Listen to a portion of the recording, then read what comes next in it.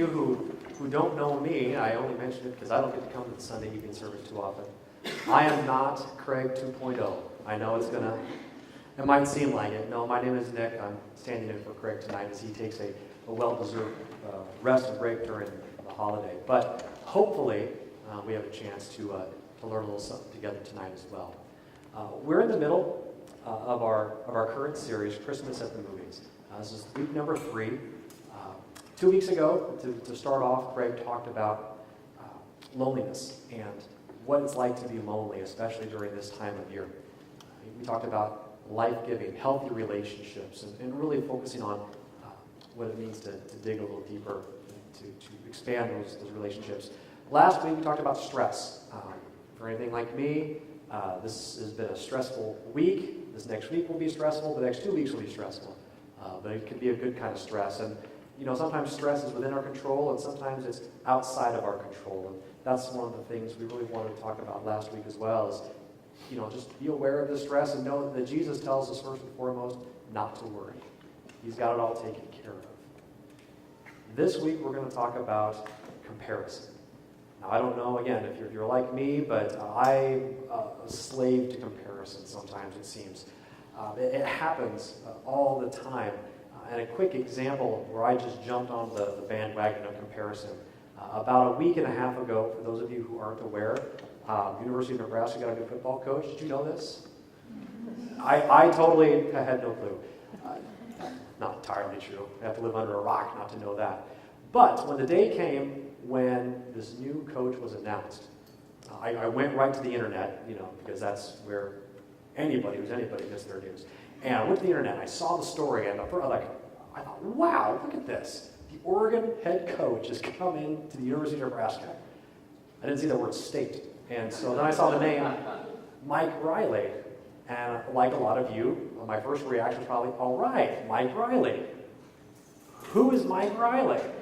And I and 1.8 million of my closest personal friends who have a Nebraska address all went to Wikipedia at the same time. And again, if you aren't familiar with Wikipedia, it is by far the most reliable source of information on the planet. And I say this because about 3 days before the announcement, Wikipedia itself said that Jim Tressel was our head coach. So I went out and invested in sweater vests and all that stuff. Obviously, I have to return those. But I found out who Mike Riley was. So I started scrolling through, and then I thought, okay, wasn't this a guy who went 5-7 this year? And didn't we have a coach who did a little better than that? So I started comparing them a little bit. And I thought, well, that's not fair. That's not fair. I can't look at one season in a vacuum. So I looked at his overall record, his overall history of winning and losing. I wasn't really encouraged much more than that because I looked at our other coach's history. So I thought, you know what, I'm just going to compare this guy to just some random coach from the University of Nebraska. So I just kind of went through the mental Rolodex, and I just grabbed one. I don't know if you're familiar with Coach Tom Osborne. I looked at his record, and I compared it to Mike Riley. And I still wasn't feeling too excited. But I'm a Husker guy, born and bred. I said, okay, I'm going to give this guy my support and see what happens. Because the more I read about him, the more I heard about him, the more I saw, I thought, you know what? This guy's okay. Let's give him a shot. So I jumped on that bandwagon of comparison, and I looked at some of the comparison that was positive, and some of the comparison was negative, and that's one of the things I want everyone to walk away with from tonight is comparison by itself is not a bad thing. It's not inherently a bad thing. Sometimes comparison can be very healthy, and it can be inspirational.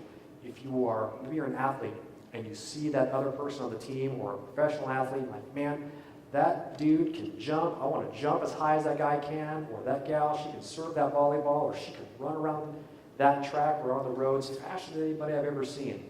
I want to be like that. I want to work and train and get there. Or maybe you're a student and you have a classmate who just really does well all the time. You really, gosh, I really like what they do. I want to try to be as good as them.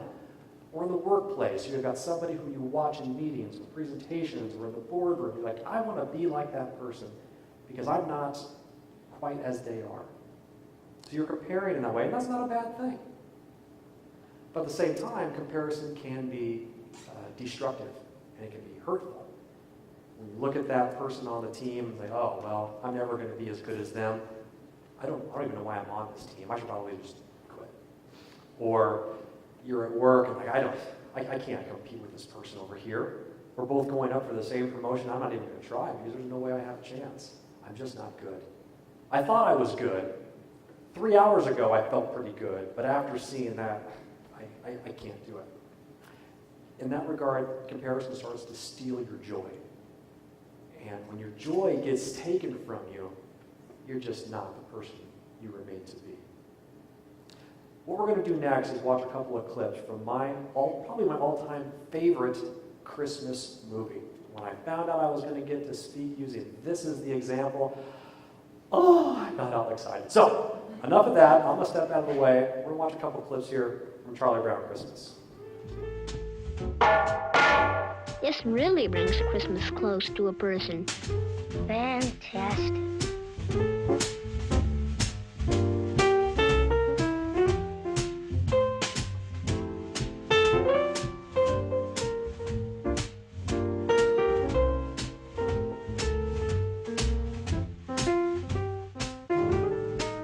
Gee, do they still make wooden Christmas trees?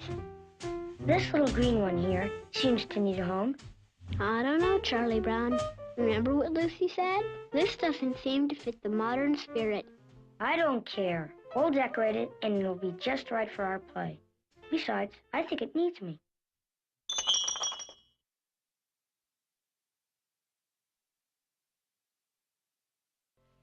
We're back.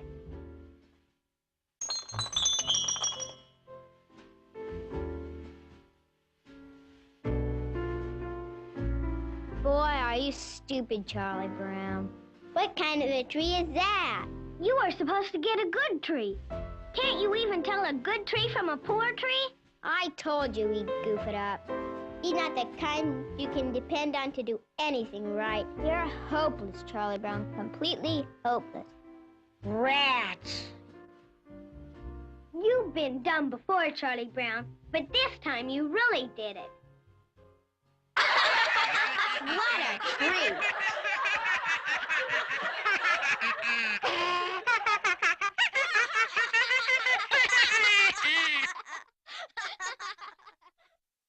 I guess you were right, Linus. I shouldn't have picked this little tree. Everything I do turns into a disaster. I guess I really don't know what Christmas is all about. Isn't there anyone who knows what Christmas is all about?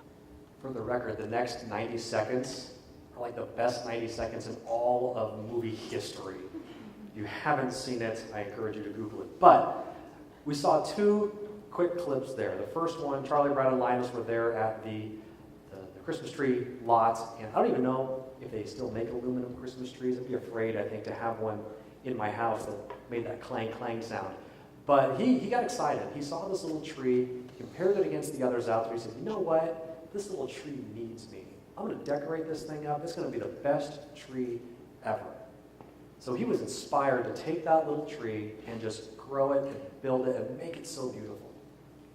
Now, in the next group, next clip, we saw what typically happens with comparison.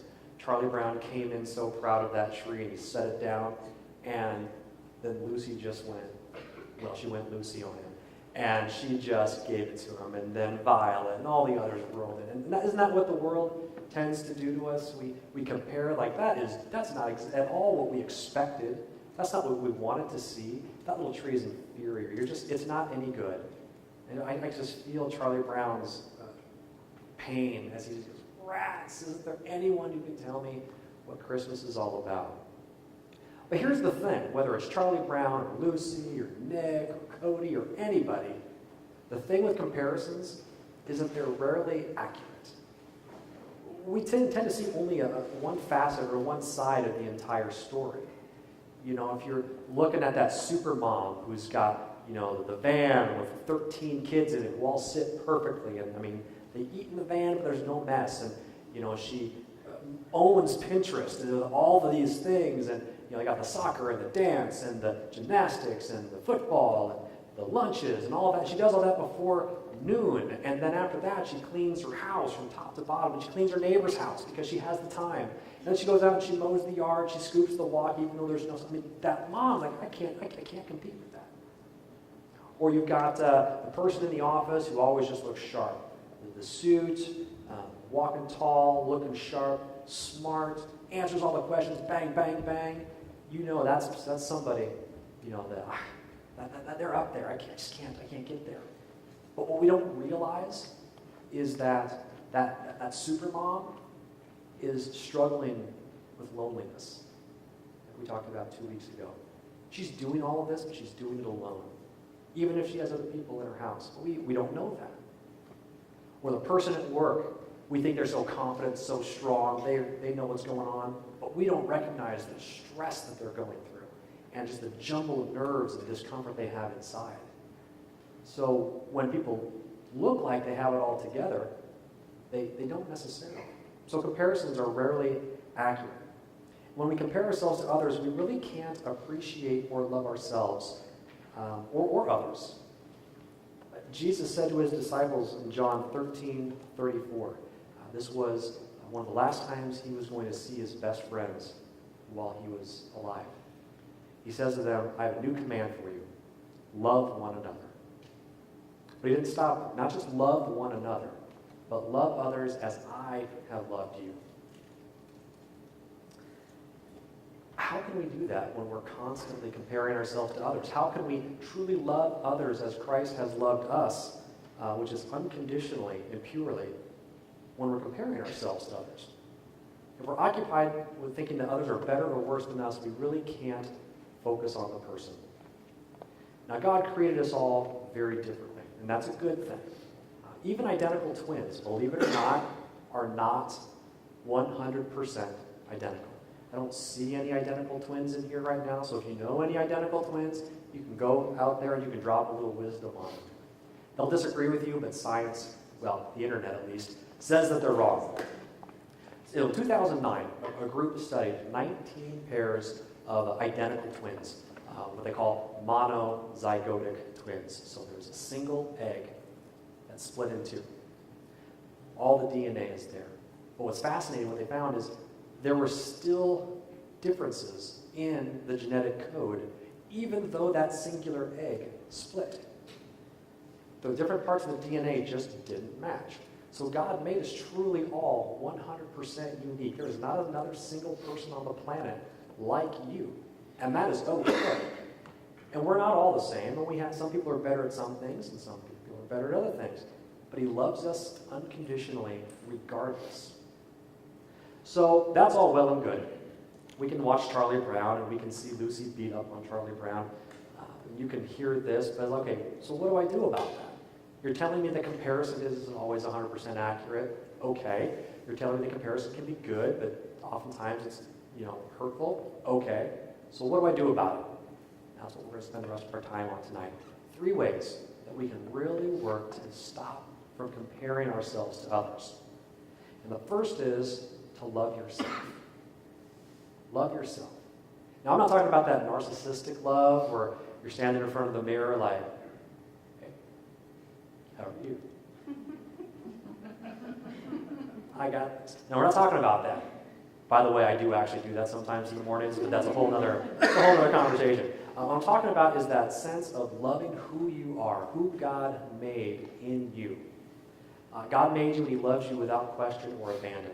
And he delights in you and is restlessly pursuing you. A couple ways that you can practically do this. Spend some time with God each day. Maybe it's in the morning, maybe it's in the evening, maybe in the afternoon, maybe it's an hour, maybe it's a half hour, maybe it's just 5 minutes, because that's okay. Anybody who's tried a consistent prayer life or Bible study knows that you get a couple days in, you're feeling good, you get distracted, and you get away from it. It doesn't have to be a long time. But spend time with God every day. Just ask him how, ask him to show you how he has blessed you and how you are his beloved. Ask him how, to show you how you can honor the talents and the provisions in your life. Spend some time understanding the great creation that you are, that he made. You start to get a better appreciation for who you are. Consider also what you do well, rather than dwelling on what you don't do well. There was a study done by Gallup. If you're not familiar with Gallup, great big organization, been around a long time. They do a lot of work on workplace management, customer or employee engagement, and the study that they completed back in 2009 found that managers and supervisors who focused on the weaknesses of their staff, just focused on the things they didn't do well, those staff members, 22% were found to be disengaged in their work. So they basically got up, they went, punched in, did the bare minimum to get paid, punched out, went home, wash and repeat over and over. 22% disengaged. Now on the flip side, managers and supervisors who focused on the strengths of their staff, only 1% were found to be disengaged in their work. So extend that to your personal life. If you spend so much time focusing on the things that you don't do well, or the areas that you just really struggle with, how engaged are you going to be in your life? Probably not as engaged as you could be if you focus on those things that you do very well. I am not ashamed to admit some of the things that I don't do well. My wife is also not ashamed to admit the things that I don't do well. And that is okay, because she would also say, he does all these things very well. So let's focus on that. You'll find much more satisfaction with your life. Now, another example is for those who know, I have a daughter, Claire, just turned 16 months. Now, she doesn't know what it means to compare herself to others. She doesn't know that she's doing something at the right developmental period compared to her peers. She's not sitting in the frog pond kind of looking at her friends and saying, Berkeley over there, she really seems to do a good job walking, but I'm much better at drooling. Or she doesn't look at Ella and say, gosh, you've got a lot of hair, but I know what to do with mine. She doesn't do that. This is what she looks like when she figures out something new. She's peeking around a banister saying, hello, peekaboo. I mean, how great would that be to just swim and relish in the things that we do well and the things that we learn. So love yourself. That's the first thing. Really love yourself, who you are and who God created you to be. Secondly, love others. You really can't love others until you love yourself. Now, it's no mistake that Jesus told his disciples in John 13 that the new command was to love others as he loved them. It's a big difference. Not just loving them, but loving as Christ loved them. And I'm talking, real love. Not this lukewarm, conditional love where I will love you if you do this. Or, I will love you if you stop doing that. That's not what we're talking about here. We're talking about loving people regardless of what they do well or don't do well. Loving others really allows us to see that person for who they really are and who God created them to be, and not just an individual who can do or can't do this. We're not thinking, well, I'm better than that person. Oh, they're better than me. Oh, they're good at that. They're not so good at that. But that's okay, because I love them regardless. Another way is through service. The Water's Edge has a great history of serving its community. We serve each year, and we fill just tractor trailers full of food, and whatever the case may be. When the Water's Edge is asked to support its community, it's there to help. But when we're serving people, we're really loving them. Now, I asked permission to tell this story before I did, and I'm so glad I'm telling it tonight because the guy who prompted it is here. About 6 years ago, my wife and I were in a small group with Craig and Amber and some others, and Cody Villarreal and his wife, Kristen. And Cody said something in one of those meetings, and I don't even remember what the topic was. And the funny thing is, when I told him about the story, he said, I said that? So you were profound and didn't even know it. But he's made a statement that God's love and wisdom are pursuing you. And it comes from the 23rd Psalm, verse number 6, depending on the version that you read. But God's love and wisdom are pursuing you. We should be pursuing others with that same type of love. And just picture God running after you down this road. So we want to love ourselves. And then we want to love others. So really knowing who we are and who God created us to be. Also loving others for who God created them to be. And the third thing that we can do to prevent ourselves and really stop comparing ourselves is to let God transform you. Romans 12:2 says, do not conform to the pattern of this world, but be transformed by the renewing of your mind. then you will be able to test and approve what God's will is, his good, pleasing, and perfect will. Now, the world believes in conditional love. The world also believes in finding ways to outdo one another. It's just you see it everywhere. TV, movies, social media. I'm not here to bash social media. I'm on it every single day. But we tend to see a lot of comparisons take place. I found this shirt, I'll step out of the way this week, and it was just absolutely perfect. It says, "I'm kind of a big deal on a fairly irrelevant social media site that falsely inflates my ego." I mean, how true is that? How often do you go through and scroll post after post, feed after feed, story after story, picture after picture, and all you see are these fantastic, jump off a cliff, rock star lifestyle things that you can't even begin to measure up against? All the time. I'm looking at this like, I can't believe these people do this. But again, it's not always what's really happening in that person's life. And as a side note, what's kind of a paradox, if you will, there's somebody out there who looks at your posts and your pictures and your feeds, and they're thinking the exact same thing. I can't believe these people do these things. That's fantastic. So the life that you think is so mundane, someone else thinks is pretty awesome. So we just need to scrap the whole thing. Now, Paul said, in his letter to the Romans, don't conform to the world. But that doesn't mean we need to ignore the world. Ignoring something or pretending that it doesn't exist does not make it go away. You'll learn that the hard way when you're told to go pick up your in-laws from the airport, and you pretend that they don't really exist. They do, and they still want the ride home. But you have to be aware of what's going on in the world. You don't know how to fight it if you don't know what's out there. You don't know how to defend yourself if you don't know what's out there. So don't ignore the world, but don't conform to it either. The world believes in transforming itself by changing what's on the outside. Perfect clothes, perfect car, even the kind of toothpaste and toilet paper you use, that is going to make you the kind of person that the world wants you to be. It doesn't. By the way, neither does that. By virtue of that, I'm not even going to say the next thing I was going to say, because that probably was a bad sign. But the bottom line is this. The world focuses on changing from the outside in. If you look the right way, if you do the right thing, your heart and your soul are going to be benefited by it. But what's awesome is that God does his best work from the inside out. He starts on the heart and works outward. He starts on the soul and works outward.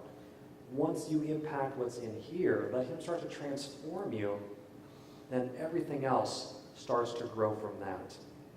Now, again, a couple practical ways to allow God to transform your life. Spend some time with him. Might sound like a broken record, but spend time in the Word. Spend time praying with God and just listening to him. The Bible is just a big love letter, and there are some incredible stories in there that when you walk away, you're thinking, wow, this is fantastic. But spend time. You'll have a better understanding for what he's calling you to do. Continue to serve others, and really get into a small group, or an accountability group, or a personal board of directors. Whatever you want to call it, get into it. But not one of these groups of men or women or couples or students who are just going to stroke your ego and make you feel good over coffee. That's a waste of your time, so don't even do it. You need to be with people who are willing to ruffle your feathers a little bit and make you feel a little uncomfortable, because that is where your growth is going to take place. Don't just surround yourself with the yes men and the yes women. They're really not going to get you where you want to be. So, we've talked tonight about comparison, adding that to our loneliness and our stress. Really the three areas that we want to focus on and drive toward, to keep from comparing to others, is love yourself. Really get down deep and love you for who you were made to be. You want to love others, but don't just love them. Love them unconditionally, just as Christ loved them and you. And finally, let God jump in and transform your life. Feel free to be that Charlie Brown. Grab that little tree and love it and grow it, and don't let the Lucy's of the world tell you that it's not good enough and that you don't know the difference between a good tree and a poor tree. You know what tree is important to you. By the way, it's not about the tree. That's just, part of the example. Don't let comparisons steal your joy. And when it's all said and done, when we stop comparing ourselves to others, we really can start to live that life and walk that path that God has called us to do. So join me in prayer.